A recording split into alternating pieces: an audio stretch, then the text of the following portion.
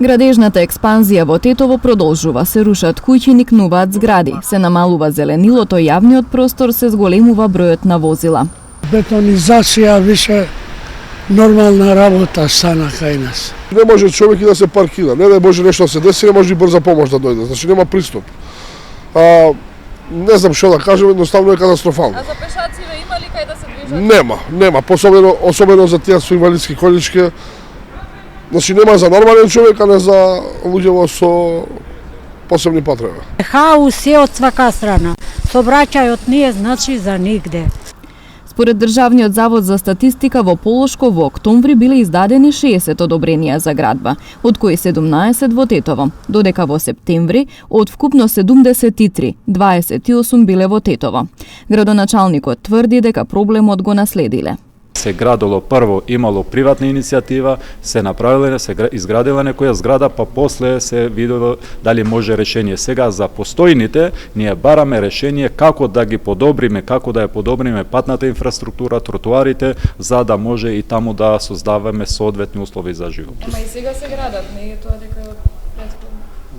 Значи, постојните градби се тие што се наследени со постојните дозволи кои беа наследени. Значи, од сега натаму, од кога ние дојдовме, првично бараме инфраструктурни решенија, па после да дадеме дозволи, односно да подготвиме некој детален урбанистички план и други инфраструктурни решенија.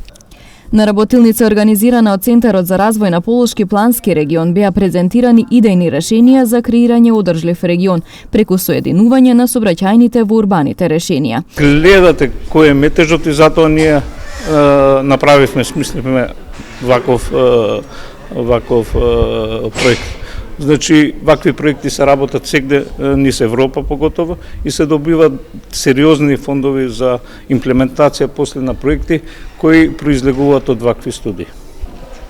Ние досега сме сработиле дел од проектот со план за урбана мобилност, преку кој сакаме да направиме средини поубави за живење со повеќе пешачки зони. Тоа е целта на таа студија.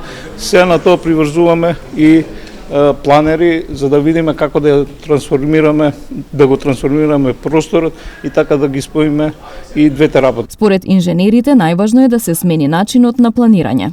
Се работи за еден документ кој што представува стратешки документ за цел Полошки регион, вклучувајќи ги сите 9 општини кои што има за цел да ги детектира сите недостатоци од аспект на сообраќајот, да даде предлози за нивно надминување и решавање на проблемите.